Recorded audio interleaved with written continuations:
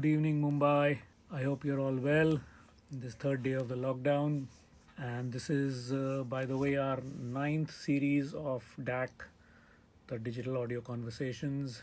And I hope you all are benefiting out of this. You are enjoying this. And guys, if there are any suggestions, if there is anything that we can improve upon, anything that you like, please send us a message, send us a post. It is for you. I'm just kind of being a facilitator, trying to get everybody to talk on your behalf.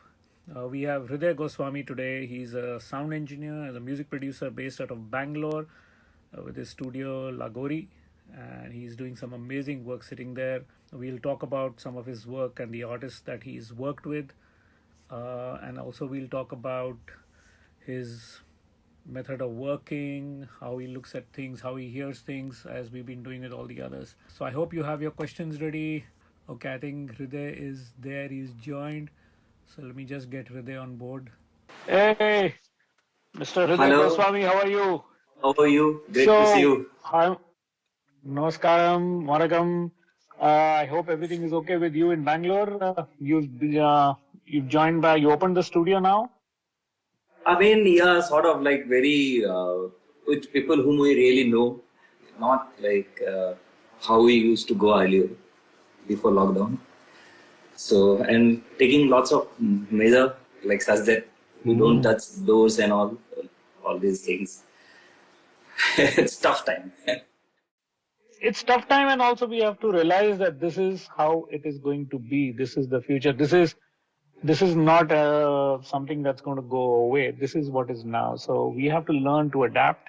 We have to learn to work with it and make the best of it. So good, you've opened up the studio.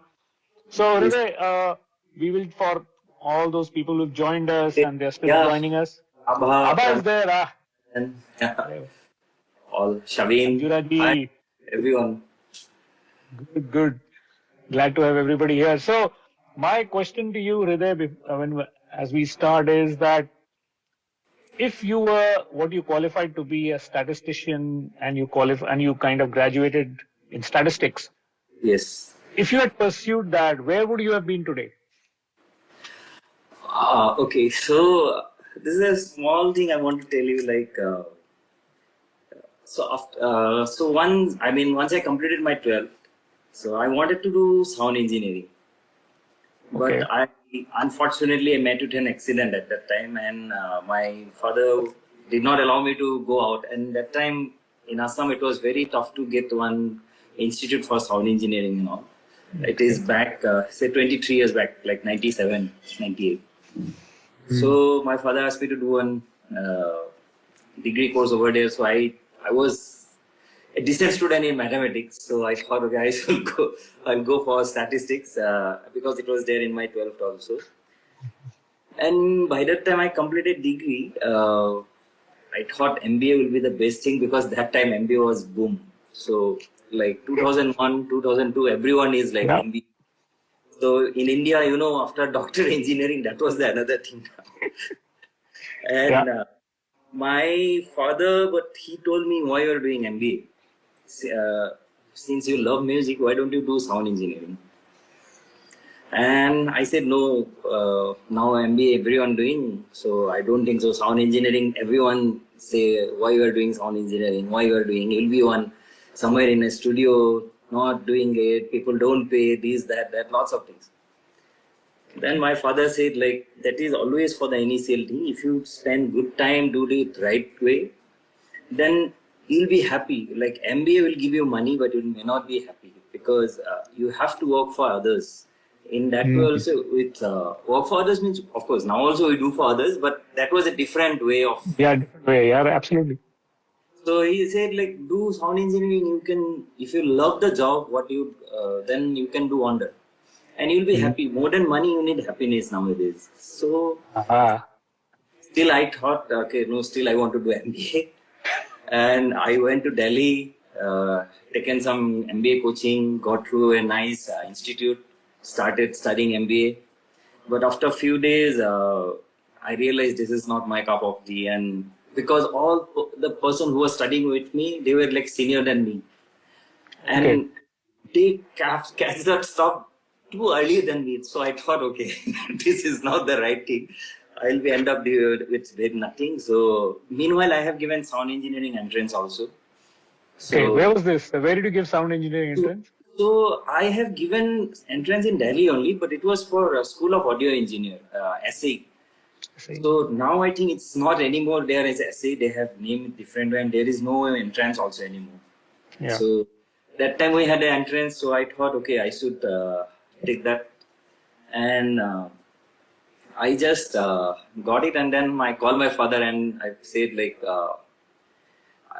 I just called him to say hello, and he said, okay, you want to leave MBA, right? I said yes. Just in that hello, he could make out you wanted to leave. Yes, MBA. because whatever he's a principal and he can make out from the tone itself, like what is the guy want to say, I guess. I don't know. Then I was like, yes, I want to. I said, what do you want to do? I said, like my sound engineering result came, so I want to do that. I said, yeah, go for it. So when I did in Delhi, they were asking me where you want to go, Mumbai or Chennai. So I said, I love to go Chennai because somehow the Tamil music or South Indian music like Telugu or Malayalam, Kannada, all those, I used to listen from like say 92, 94 type. So I know anyway, I know Hindi little bit. So I thought, okay, why not Chennai and learn something else also apart from what I know. And another thing was like when I was like say class 5, 6 standard student. So H. Hriday sir, who is no more. So he did one Assamese album. So the sound of that album was so nice. So I thought somehow I want to go into this. So I was always wanted to meet him. And fortunately I met him, but only once. It was very unfortunate that I met him just before he died. And I couldn't, I mean, he was very kind to me and he said, okay, you come, why don't you work with me also? I'll be happy. But I couldn't do that. It was such a sad thing for me that I lost it. I mean, he was no more. So all these things made me come to Chennai. And today, actually, I'm a bit of nervous to talking in front of you because I grew up listening your work, your music. Like, No. you are like Today's session is about Hriday Goswami from Assam, who actually, by the way, people, music is in his family. I believe he has 2 elder sisters who sing, and he used to actually accompany them. He's learned tabla. He used to accompany them while they sang.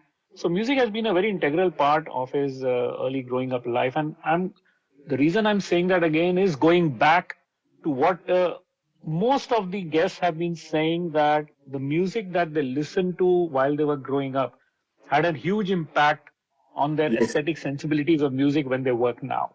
yes. So with Hriday as well, I'm sure he'll have some inputs on that as well. So how does that, all that which you were hearing, which you were playing, how does that affect you now when you work? So I used to listen lots of old Hindi music, and like which is R.D. Vamanji, S.D. Vamanji, then Shankar Jayakisan, and Ilayaraja sir. Then again, A. Rahman sir has come up with his own style at 92. So all these things make me like, I'm always a fan of very clean sounds, sir. I mean, if I produce something, I always make sure there is not much element which is required minimum thing. I try to keep everything in the song. I hear that in all your mixes and production that I have heard of yours, and that's been my consistent comment to all your work, that it's nice, it's clean, it's uncluttered, and there is no confusion. Thank you, So sir. I hear that, and what you're saying, yep, absolutely right. So it's a big thing. It coming from you is like really mean to me. So I listen all those things, and I have always found it like it's very nicely done. So when I came to Chennai, I came totally from a different background of music. Like my sister or whatever, I have grown up with Hindustani music, and in Chennai, most of them are like Carnatic music, or there are lots of musicians who are very good in Western music too. Okay, yeah. Yeah, so what happened when I joined? So one of my friend, he's a very good music composer right now. His name is Santosh Narayanan. So Absolutely. Yeah. So he and me, we both are like we are classmates, and somehow we started doing like he was there. Like I'll be playing keys because I bought a keyboard which is Casio keyboard, and I used to play myself and see all the chords. Okay, this is this chord, this is that chord. Because I was a guy from tabla background, so I came to Chennai, and because of the accident and all, I couldn't continue tabla and all those. Okay. In fact, while playing tabla, I wanted to play cricket also. I used to play very good cricket in my school and college. Arey wow. So that Okay. was the option I had actually. But my father was never ever for cricket and all. Cricket. Yeah. So, what happened when I came to Chennai? So me, Santosh, then there's a singer called Pradeep, then singer called Haricharan. We all become very good friends. Haricharan. Yes. So we started doing our work together, and I have learned lots of musical things from these guys. They're massively, it's like talented guys. So my thing was, by God's grace, what they used to tell me, I had good ears. So I thought, okay, I am in a right place. That means, so I started doing recording and all for these guys. So me and Santosh used to go to Pravin Mani's studio. We was working over there. Then you must have known about Visheshwaran sir, who was Adivaman sir's guitarist, and he used to play Dalsimar, Santur, all those. Right. Yeah, so we used to go to his house, and he has a studio. We used to work there. So that's how we are landing lots of. I mean, by God's grace in Chennai, I met lots of wonderful musicians from whom I have learned at least one thing: that make sure what you want in the song. True. First, concentrate on that. Then you think how to, like, it's just like what kind of items should be there in a function, and then only you decide what masala you are putting on the items. Great. So that's what I always like. Whenever I listen a song, I always try to get to know like what actually want to say, like what is the mode of the song. In fact, some songs are there which are like very sad song. They may be old song recreated by me as a like sad song only, but it was earlier as a happy song. The meaning is sad, but it was as a like performance wise, it was little like some folk songs. They always have a sort of style to present. So I always take it as if I am the part of it. I keep myself in that situation of the song and try to create the song such that things whatever I like, it will be like. Then I always ask the artist, is it working for you? Is it happening? So like that, lots of things impact like while growing all these things, listening all like I listen like Megadeth, Metallica, and all those. Those I like because of their structure or their songwriting and all. I don't want to implement that kind of sound in every song, honestly. Sure. Yeah. So I do not treat any song as a like genre wise. I just treat it as a song wise. If it fall into some genre, that's good. Okay, so you learned tabla, Yes. and so how did you teach yourself? So it's a self-taught thing to learn keyboards or to learn music and to learn arrangement and production. How did you go about doing that? So, sir, I was learning tabla actually for almost 2 years, 2 to 3 years. I couldn't continue that again for all those things. But what happened before I learned, I used to play tabla for some reason. I don't know how I used to understand all the tala, like all the rhythm, like whether it's a rupak, dadra, or kaharwa, or khemta, or whatever. So I used to play from when I was like around 6 years old. That time onwards. So my father thought these guys will be good in rhythm section, so let him learn tabla. But for some reason I couldn't focus too much in that. But I was learning from a very wonderful musician, and he is one of the finest in Assam. I must thank him. His name is Pavan Bordoloi, and he is like a wonderful musician. So while learning that, by the time I become like around 15, 16 years old, so I started understanding what is rhythm and all those. But I couldn't continue. So then I thought, since I love music and love to do music and always have an interest to how things happen, like how they arrange. Because I have never seen someone like in front of me like who is arranging. So I just bought keyboard, and I thought, okay, at that time YouTube was also not there. Right. Yeah, so I thought that Casio one, some CTK 651, if I'm not wrong, that's the model I got it.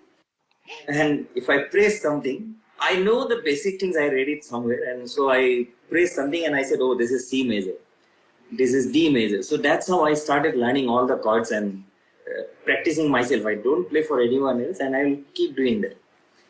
In fact, I feel good that few of the chords which I know I teach Santosh, who is a wonderful musician now. So he was a computer science engineer, computer engineer. So when I came with some augmented and impedance and all those, he was like, oh wow, what is this? I said, I feel very good. Like, okay, there is someone who knows who is into my. But of course, thought process is different. So he's superb in that way. And then I came to Chennai and I saw Santosh, then Praveen, then one of my friend Saktikant, then there are lots of other guys. They started programming, and I just keep noticing like what they're doing, how they're doing it. So then one fine day, Santosh asked me to arrange one devotional song. So I said, I was scared. I said, see, I know very basic thing, but yeah, by that time I have learned how to arrange, how to work on the DAW and all. So I said, yeah, no problem. Since it's between you and me, what is wrong in that?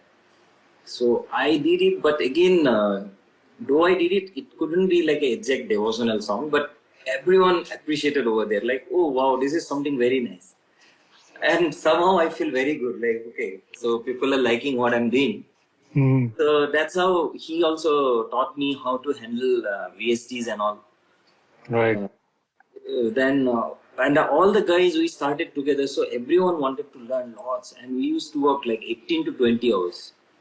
Like if we have finished our any project also. In fact, when we were studying, me and Santosh was in the studio. Our institute studio for everyone's assignment. So I'll be recording, or I'll be playing keys, or he'll be composing, or sometimes he'll be playing keys, I'll be recording. So we used to help everyone. So after faculty, we were the two guys who mostly spent time over the institute. Time home. Most kids today want to know, most parents of their kids want to know is, so how important do you think is an education if one wants to pursue sound engineering?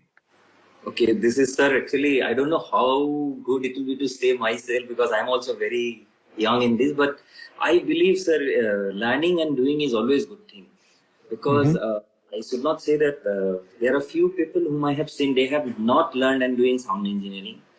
They have good taste and they are doing wonder. But the thing is, if we learn, it helps us different way. That's what I believe. Because I studied, and what we studied, we may not use day-to-day basis, right? Maybe. But there are some sort of basics. Like suddenly we get some noise and we know from where it is coming. Right. So we should, that's why I thought, if someone asked me, should we study or should we intern someone and start working? I said, intern someone and start is, if you see, there is always a very easy to handle the keyboard, the computer keyboard. Press the start button or the number 3 or the space bar, recording. They will do, you'll be keep recording, but that's not everything. You better get the right thing, and to get the right thing, you should know how to mic it. For miking, it's apart from your own taste, if you know some basics about the mic, how the mic act with the artist or the instrument. Right. All things help, and these cannot be, of course, it will be help with experience, but by that time we get that experience, maybe that will be too late. So if we study, that will be clear with if our basics are clear, then we can do wonder. That's what I believe. Sure.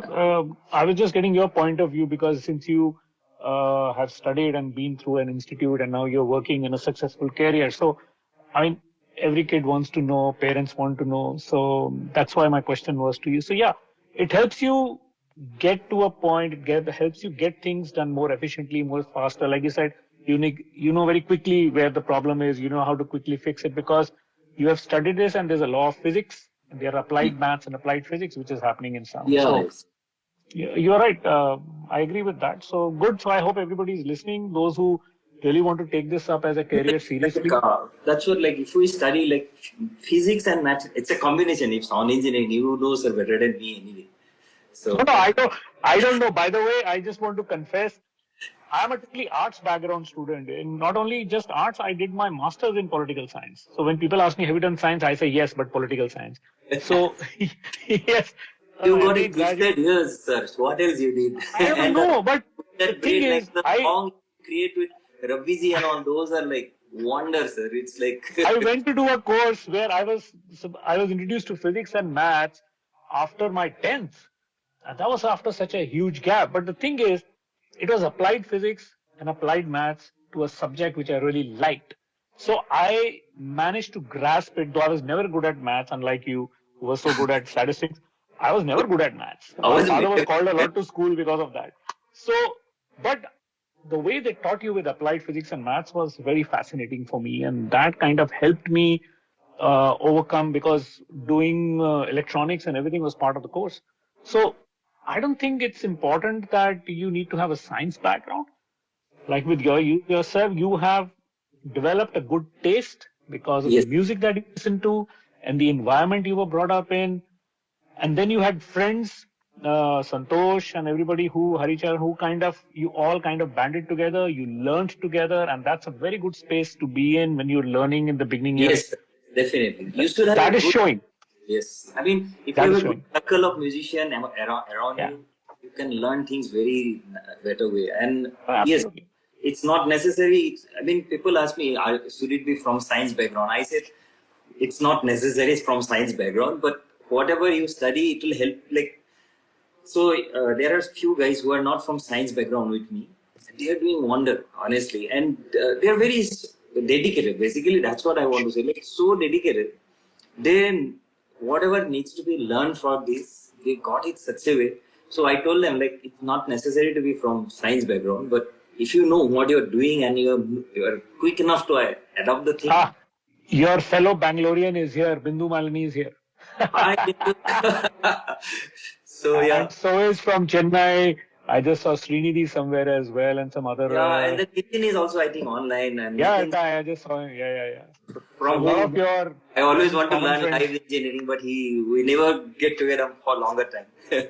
And guess what? If you talk about live engineering, the big daddy of live engineering, Warren D'Souza, is here from Oh, hi, sound.com. Warren. Yes, I've never met him, but of course, I know him about everything about in and out about Warren. So, So that, now everybody wants to know a few things. One is Raghu Dikshit.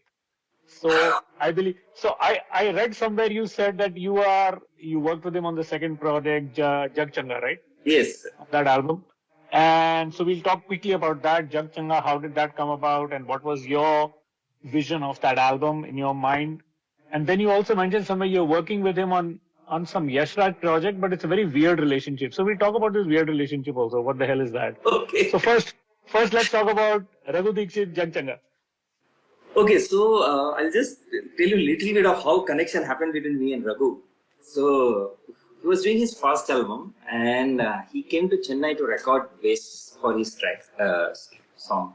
So he recorded. I was working in a studio, and he came there to record because one of our friend, who was earlier drummer for him, he was a good friend of mine. So they choose our studio, and he came to record there, and we record Keith with ourselves. So Keith sir played, and we made a very good relationship. Like Raghu was very happy with me. I was also very happy, and he's a very jolly and happy guy. Yeah. So we became friends, and then suddenly for 2 years, no connection between him and me. So he moved back to Bangalore, and I was in Chennai only. So before moving to Bangalore, I was in Chennai for 6 years. Mm-hmm. So 2008, I just came to say hello to one of my friend. His name is Pranav. Like right now, I work in his studio only most of the time. I think he's also online and he's watching this. So That's a Lagori Studios, Pranav. no, Lagori Studio is a band called Lagori. That's their studio. Their So, studio. yeah, so I produce for their music and all, for Lagori also. But Pranav is my, again, college mate. So he, me, Pradeep, all are from same school. Okay. So we just came for some Sanskrit album we are producing that time, which apparently later it became a band called, what was that? Yodhaka. But it's not there anymore. Mm-hmm. So then Yeah, what Praveen Studios here. Praveen just said hi. Hi, Praveen, good to see. This reminds me all Chennai memories. Good. Yeah, so what happened? You went to Bangalore.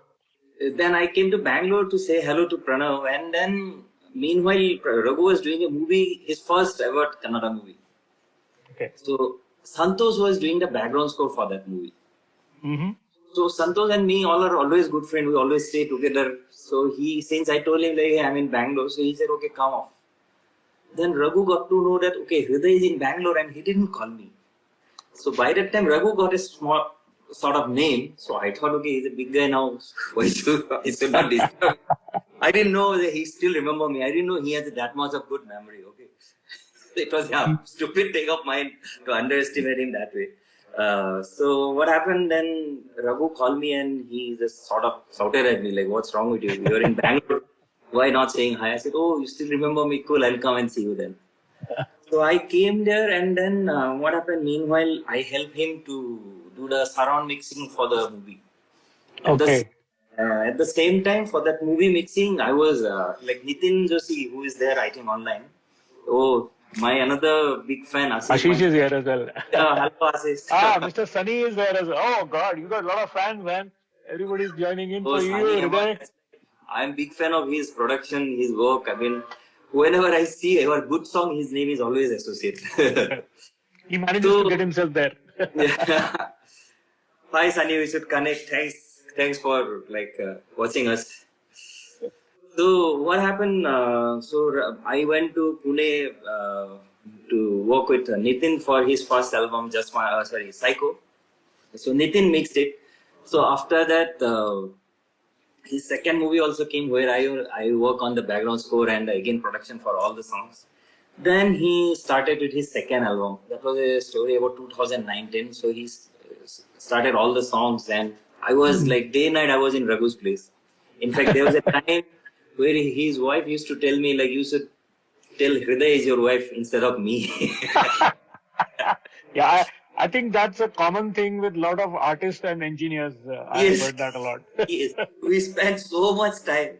So we almost worked for his second album more than 3 years, if I'm not wrong. Wow. Okay. So, and good thing that Raghu trusted me so much that in between his album production, he used to have lots of shows in UK and US, and so he used to ask me to keep doing the work, not to stop. He'll be every day. He'll be calling me from US, UK, and telling me, "Hriday, how is the progress and all this." Then whatever I do, I'll keep sending him like, "Is this working for you?" So that time, I was very happy that way. So that second album work was going such a way, and meanwhile, in between some my family issues happened, so I couldn't be there till the end process. That's unfortunate for me. Okay. But yes, that was a very good experience for me also, because lots of musicians involved in that album, and the songs are really nice. Yeah, And very good song. one song is more, maybe at least 4 or 5 times we have deleted, like, this is not happening, this is not happening. And always he and me will be listen, and next day I'll come, bro, Raghu, this is not happening. After I do something, he'll say, Hriday, what is this, man? This is not happening. So, in fact, we fight also in between. But finally, it's happened, and Ashish only makes that entire album. So, I know. So that's what happened. So once we finished that, he was doing his first ever movie for Yashra's film, which is called Musse Friendship Karoge. Musse Friendship Karoge, right? So we have done almost 60% to 70% work in Bangalore itself. Then the director of that movie, and she called us to Yashra's studio, and I told Raghu, like, I was very much comfortable in Bangalore, because it's like you're leaving your home side and going to work somewhere else. It is uncomfortable. So I told, like, why not here? Then he said, no, they want to do some correction then and there, so it will be easy for us to do. I said, okay, fine, let's go. So he went one day before than me, and I took the next day flight. So once we set it up everything, he said, okay, Hriday, I have to go now. You continue. I said, yeah, when you'll come? He said, no, I'll come after 20 days. So what are you saying? So he left you there in Yashrat for 20 days and went away. And he has gone to UK that night. I was like so nervous, because it was a big thing for me, Astras, because all biggies are there. And I said, like, how I don't know anything. And he said, no, director will be there, everything I'll be monitored from there. Because it was going little out of timeline, because sometimes happen, you know that. So he couldn't cancel his UK trip also at that time. Okay. And I was so nervous because there are all nice musicians out there. I mean, hero, heroine, Aditya Chopra, director, everyone. They all want to come and see the movie. That was Right. that. And they'll be watching and I'll be alone. So I was like, oh God, I don't know how to handle, because I have I have never worked for such kind of things earlier in that. So hi Parth, it's good to see Bryden Parth. Parth is also online. Yeah, Bryden is here as well. Oh, Bryden, that's my another. So I have started working with them also initially. Yeah, so now they moved to better one. Siddharth Kamath, he's superb. He's doing wonder for them now. So let's talk about your next project with the second album with Agam as well, which is again a critically acclaimed album. So how did that come about with Agam? yeah, so I should thank Ashish Manchanda for that actually. Ashish, too many thanks coming your way, man. So Ashish means their Coke Studio version initially. So when they wanted to do the second album, I think that's what Agam guys told me. Like Ashish said, like Hriday is there in Bangalore. Why don't you record with him there? And then come to me. But unfortunately now Ashish will kill me because I have taken his job and I mixed the album also. I'm so sorry. Don't worry, Ashish is happy because he had 15 other projects to finish and he's happy you did this. I don't know. Actually, that was the thing. Actually, what happened that time, I think Ashish had more than 15 works, I guess. I know. And so Agam had to release the album, and because that also we spent almost 2.5 years, 3 years time for that album. So that's where Agam approached me, and I was very happy because they are something different for me, because I was doing Raghu's music, I was doing Abha's music, I was doing Lagori's there. Then there's a band called Base Kept Secret. There also I was doing, and then Bryden Parth track also I was doing. So this was something which is totally different for me. And then they said like, we want to start something like that. So do you know anyone who can join us as a string section and all those? So I said, yeah, there are very nice string section from Cochin, Kerala. Why don't you try with them? It will be very nice. And in the same album, so they, before doing the entire thing, they just want to go for a run through before I started the recording and all, which I really like that approach. So they had a very nice show in Chennai, and where the choir, strings, drums, because they always perform with like guitar, drums, and a voice, and sometimes some flute or violin. But this is something totally different. They wanted to do in their. Basically, they want to recreate their sound and make it different way. Somebody actually asked that question very particularly. Aditya Pradavadaski, what went into Agam's album, where you put together strings, Carnatic choir, and everything, and still make it sound so clean and good. So somebody actually asked that question. So sweet, thanks a lot. It's actually that's what. So I was sitting with Harish, the main singer, Harish Sivaramakrishnan, and Praveen Kumar, the lead guitarist. So we three all are from Bangalore. Rest of the bandmates from Chennai and Mumbai. Okay. So we get most of the time to sit together and produce the track. So they have something, then we'll be keep working on the tone for like 1 or 2 days. Then only go for recording. We don't like put on the guitar and just started recording. We have never done that. In fact, the guy who has because Harish was also very particular about lots of things. Like the guy who has done the string section, like he actually, I don't know. I mean, he must have gone really tired because we have given him more than 5-6 times correction.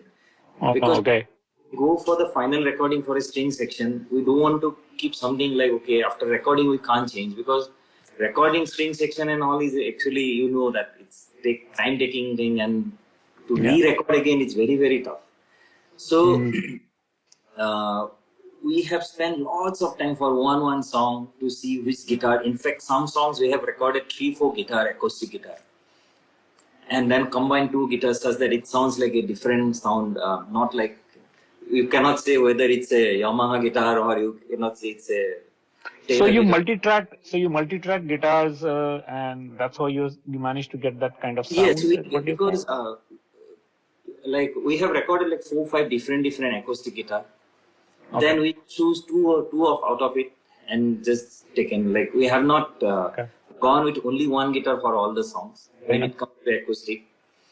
And that's what, like, we are spending lots of time. For drums itself, we have taken more than 7.5 days, if I'm not wrong, because the songs are very calculated, complicated thing. And but drummer Yadu, he is like wonderful. He was nailing it, but still we make sure that such that we have enough sort of material such that we can work on it later. So was this approach any different to what you did with ABBA, with the Hookus Bookus song, which became so famous? Yeah, with ABBA, it was totally different.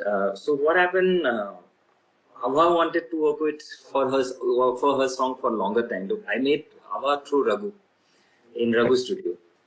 So by the time she has one song released, which was in 2010-11, if I'm not wrong. And then later on, like, we are planning to work together, but that never happened. Either I was busy with some work or maybe she was doing something. So finally in 2015, she told like, no, let's work now. Otherwise it will never start. So she sent me some 12 to 16 songs of Kashmiri folk. And she asked me like, see what we can do, how we can do. And meanwhile, she had a band that time. Yeah. They had a different sort of approach. So I said, do I have the permission to do a new approach for you, or should I stick to your whatever you have? Then she was very sweet enough and she said, Hriday, you please do whatever you want to do. And then we'll see if it works. So what happened, this Hookus Bookus was very different way. It was a folk. Then I told, if you offer the whole song as a one song, it may be boring. So why not join one more song? Then she has some very nice another song, which was second part of the song. So I said, that's a very good song, and these two songs will be easy to combine. So another guy who was a musician in her band, Midun Mukundan, who is apparently a very good composer now. So he also, that's a very good idea, and he come up with some nice stuff. Then there's a guitarist called Ritik Bhattacharya. Then there's a guitarist called Tony Das. These all are like wonderful musicians in Bangalore. Like, so I call them for one session, like to create one hook, and I want to do it like very like before doing Hookus Bookus, I had this song from the band Train, Hey Soul Sister. So I thought something like that. It's very nice uke and all, and since it's a folk song, I don't want to treat it like a very heavy way. So why not with acoustic guitar and uke and very soft drums and all the Kashmiri element, all those things. So they all loved the idea.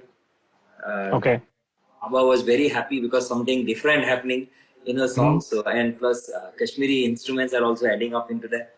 I think Abba is already online, so she's hearing that. So then, that's good. So then we create one sort of bed for the whole song. Then slowly I realized like we have done lots of editing in the same Hookus also. Like we recorded the hook and all, me and Ritik created, and then Tony has come up with some ideas, the solo and all. He came up with nice solos, and the drums played by Willie. He's another wonderful drummer. Used to be play for Raghu earlier, and the Kashmiri guy who played Rabab, he's also very wonderful musician. He came and played the solo so nicely. But for him, it was initially little tough because he hates drums.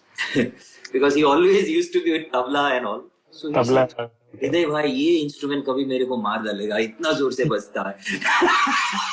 He's such a sweet and innocent musician. So he said, koi nahi, don't worry, studio में मैं आपको drums नहीं दूंगा. आप सिर्फ अपने हिसाब से बजाइए जो भी है. And I recorded 3-4 different solos, and I cut it off and put it as one of my own solo. Like that's what I do generally for everybody's song. Oh, good. So finally, you see, I mean, ultimately it's the end product which matters. How you got there and what all you had to go through. That actually nobody really gets to know. I mean, how many hours have gone into yes. making it is. But yeah, the end result matters and people can hear it and appreciate it. And I think that's what is very important for most creative people. And we So feel somebody is asking, you are very known for your tabla tone. Everybody is asking, how do you record your tablas? Everybody wants to know. yes, I mean, tabla tone means that first of all, I myself used to play tabla. So there are lots of tabla player who hates to work with me because I'm too particular. But they're all wonderful musicians, no doubt. But so tabla tones are basically what happened. I changed the mic according to the tabla player more than the tabla. Okay. So How do you do that? What way, when you say that, how do you actually, change sir, that? what happened? This is my own thing. I don't know how much I'm right and wrong. Maybe you will be correct me. Because what happened in Chennai when I was recording tabla, I recorded one mic with 3 different artists, and I found 3 different sounds, and all 3 played in the same tabla. Okay. So that's where I think like, what is the issue? Then one day, what happened? I went to inside the booth, and I was sitting those 3 guys are very close to me because I also played, and another 2 guys. So including me, there are 3 tabla players. That's what I'm saying. So the way I hit the tabla and the other everyone's pressure, I think it's a different. Different, yeah, absolutely. And the finger size, everything. So someone play very sweetly, Okay. and someone play little with their like basically what we say in sound engineering point of view, like dynamically there's someone soft, someone louder. That will be the maybe right way to say that. Sure, you're right, absolutely. Yeah, so that's when I realized. If I put the same mic, the tabla is same, the artist is different. So then sound will be different. So what I do, I'll see. Okay, generally now last 6-7 years I'm working with some 3-4 tabla player who is like very close to me, and I know their sound. And so it's easy for me to know the mic. Like, okay, for this tabla player, I'll choose this mic. So let's get a quick example. Suppose somebody is hitting the tabla a little hard. Let's say dynamically they are playing it with less dynamic, but playing it hard. So what mic would you put on them? So, sir, 3 mics I always try with different tabla player. One is AKG C414. Right, that's your favorite, I know. That's one of my favorites. Yes. Then there is I use TLM 103. Okay, Neumann, yes. And sometimes some tabla player, no, the bias side is not very low. What we need, they're sounding into very thinner side. So then either we put Rode NT2A or else AKG to 412 also. 214, da. 214 I put. 214, okay. These are the 3 mics I use according to the tabla plus the tabla player. And you use a single mic or 2 mics? I use single mic, sir. Single mic, okay. I use 2 mic 2 times I guess in my thing. And somewhat I feel like I am okay with 1 mic only. And fair enough. Yeah, so some songs I feel like doing 2 times, but instead of that I go for DT, like double time recording, and then playing. Right, okay. So you do that works for you. Yes. Yeah, fair enough if that works for you. And after that, I do some sort of EQ and all these things, whatever is possible thing like. No. Can't be some sort of EQ. You have to tell us what EQ. Yeah, so and which EQ. Everybody wants to know. The nation wants to know which EQ does Hriday Goswami use on his tablas. So after this sentence, someone should not ask me whether I am the relative of Arnab Goswami since I am Hriday Goswami. That is their problem, but the nation wants to know. So tell us. That's what. So I always I spend lots of time to get the right signal. What are you looking for? My aim is to, as if however it is sounding inside the booth, I try to get as much as close to the same thing in the software. So once I think like, okay, this is somewhat close what I'm hearing inside the booth and outside also. Then what I do, I don't give too much stress to all the tabla players, though they claim it. I just record, like, once I know, like, okay, I got the pattern correct. Because last few years I'm recording only for my songs which I'm producing. I'm not recording for others. So that way it is good thing that I know what I need and I ask them to record that way. And then first of all I edit, because sometimes when what happened, they give a very good take, but there are a little bit of time issues. But I don't want to spend time on that because I know I can move it because that's the digital record advantage. So why not, instead of spending time So you focus mostly on the playing and the tone because that's what you want to capture. Yes. The other stuff, you can handle it in post. Yes. So that's why you don't bother the tabla players. So I don't bother. Like, okay, but if I know, you are evading the issue, which is the EQ that you really use on your tablas. We want to know. So now after that, sir, what I do, if I do a DT, if I'm doing a DT, so I'll put it, suppose, I'll never do a hard pan for the tabla. Hard pan, okay. So please correct me. These are my technique. No, sure. Absolutely. So if I can do better, then I'll be grateful actually. So whatever I'm doing now. So if I pan it right, the dyna, if I'm panning, suppose say 30%, then left hand I pan it say around 16 to 18%. I do not do hard panning. Hard pan, yeah. If I do the 2 mics, so that is I have done only twice in my life so far. So since I record 1 mic, DT means both the side is taking the same thing. So what I do, the right side one, I just cut anything below 60, I cut it off always. I do not want that from, if there is a tabla sound also, and I don't think so tabla will have a below 60 hertz at all. And I work on that around 1.5 to 3K, such that I get a sweeter tone, like little sharper tone. And then I compress that tone such a way it doesn't hurt my ears also. Okay. And on the left side, what I do, I cut that 60 again. I must say that right side when I do, sir, I do a little bit of cut in 250 to 400 also. Okay, low mids, yeah. Okay. 1 dB, 1.5 dB. I don't know, it might work for others also. No problem. And the left side, what I do not boost anything. Only thing, I just cut below 60 and try to, do not boost will be the wrong term because I do around 300 to 400. I just put a 1 dB increase in the normal EQ. That is the first thing I do. And in fact, when they keep playing only, that things I keep doing meanwhile. Because I want to know whether that is working because that is my basic tone I need.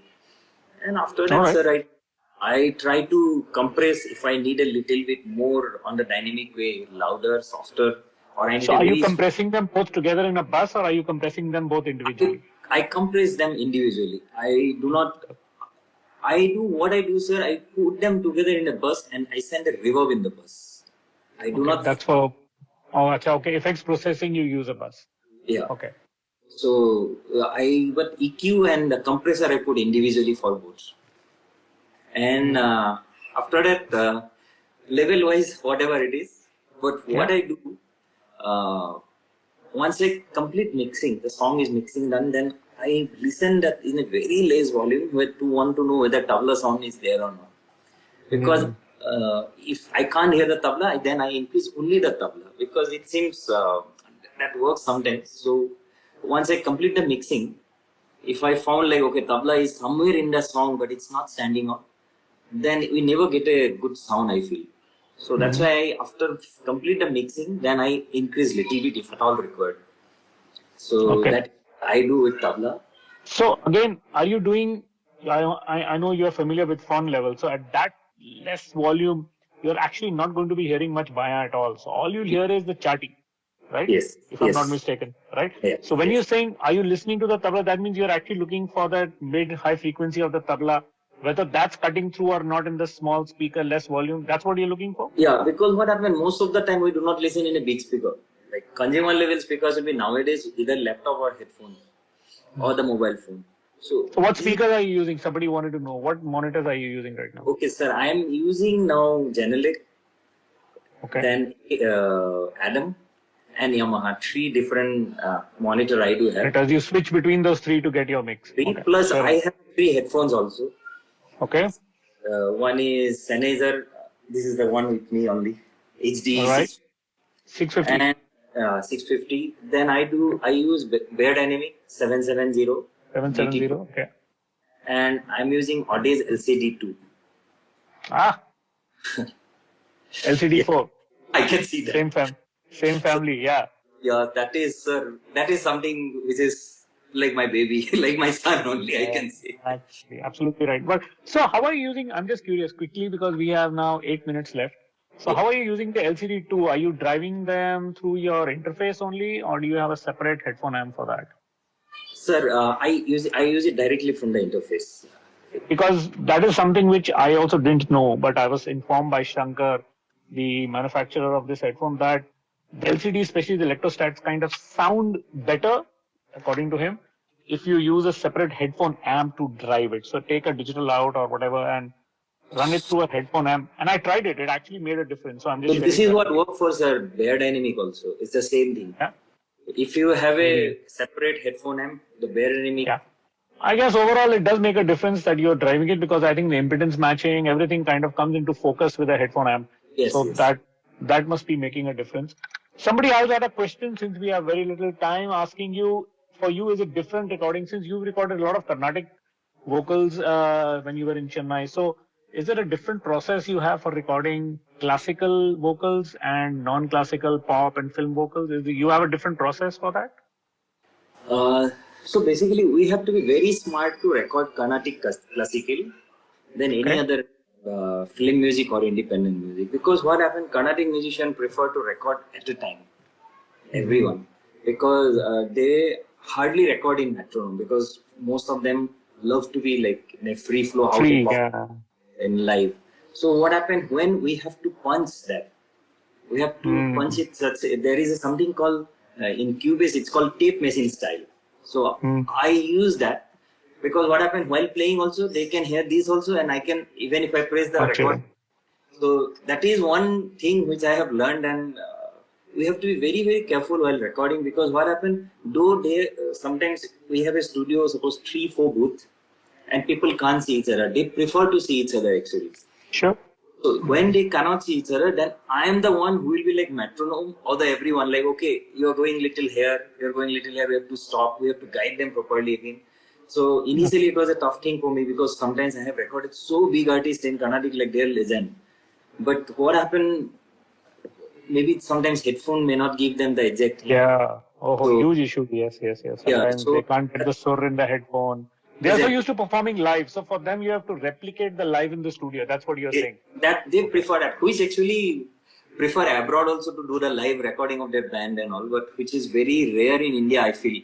They record one by one instrument here. But that's why Carnatic, most of the vocal, like I record almost for 4-5 years for Chitravina Ravi Kiran sir and Sashi Kiran sir. They have a video. So they are all, I mean, I have recorded almost 80 to 90% Carnatic musician. I'm honored and glad to record them. So that's where I realized like they love to perform really live. I mean, while recording also. They do not like much that metronome. But they are already actually, even if we don't put metronome also, they're very tight while playing. Sure. They're hardly micro. So that is one good thing. They can manage to perform. But yeah, we have to be smart enough to record Carnatic music. Then, or maybe Hindustani I have never recorded, so I don't know about that. So well, classical music is quite similar. 2 quick questions. We have 5 minutes. Somebody wants to know, how do you make the best of a bedroom studio? A lot of people have bedroom studios nowadays, and during lockdown particularly were forced to work out of their bedrooms, which are not the best acoustically. I think somebody else here was also asking a question. I think it was Rohit or somebody saying that he has an album to finish and he wants to know how to go about it in a home studio. So if you have any suggestions for home studio owners. Okay. So if it is a home studio, especially bedroom studio, you should have lots of wooden almirah. I mean, if you have a a steel almirah or something, iron almirah, that's, you have to remove that from the bedroom first of all. Then you will get always high mid sound unnecessarily in the recording or mixing. You will not be able to judge. Of course, those corners we have to treat with like little good looking way, such that when you sleep, you should not feel like you're sleeping in your workplace. So that's what I can say. It's all about the room aesthetic plus keep as much as possible wooden and fabric in the room, such that you can work. But I have never done that myself in bedroom. So well, A lot of these people have not as well, but just because of this situation, a lot of them I know, sir. caught off guard and they didn't have their gear with them and they were There is forced to be there. something called synthetic fiber foam, which is very nice to use in your bedroom. Actually, that's a thicker thing of now. Most of the studio people using that instead of glass wool. So I think somebody had shared a suggestion, which I'll quickly share. We have 3 minutes to go. Is that, guys, you can use your one slightly thick blanket. You can use bed sheets to cover up reflections. If you can put them up with thumbtack, if you don't want to put a nail into it, or you can get your kids to hold it up for you. I mean, whatever takes you can make do. So yes, less reflection. I think that's what he was saying when he talked about the metal almara, because that will reflect. So Correct. it'll be important to take that out. Another interesting thing to watch out for is, see, most microphones have a front and a back. They are colored microphones which you're using. And the back is always great for noise rejection. So if you have an air conditioner in your room, which most of us do, make sure that the back of the air conditioner is where the back of the mic is, not the other way around. So you are facing the air conditioner and things like that. You would help open the wardrobe, sing into the clothes, just make sure they are washed. They're not the old ones. So that's important. So Hriday, we are down in a countdown of 1.5 minutes with you. And I want to take this opportunity to thank you for your time and for sharing your experience. I'm so honored and glad that I'm part of this. I'm so happy that you count me on this. I'm very, very happy. Why not? I count everybody who's in this profession on this. And I have seen all your previous shows and all are wonderful. It was so nice. So is this one. So we are happy that you gave us your time and you shared your experience. Thank you so much, Hriday, and all the best to you. You are doing some amazing work out of Bangalore, and we are really happy that we get to hear the work that you do. So once again, thank you so much, and all the best to you and for your work. And hopefully we'll meet up in Bombay or in Bangalore once things allow and things start to happen. So we'll do that. Thank you everybody who's been part of this show, all you beautiful people who landed up to wish Hriday and to laugh at all his good stuff that he was sharing and, encouraging him. So I'm happy that you all are part of this session. So guys, once again, be safe. Don't go out if you really don't have to. Just stay home, continue this staying and working from home if you can. Of course, if you need to go out, sure. And have a safe time ahead. Thank you once again, Hriday, and thank you, sir. Good night, everybody.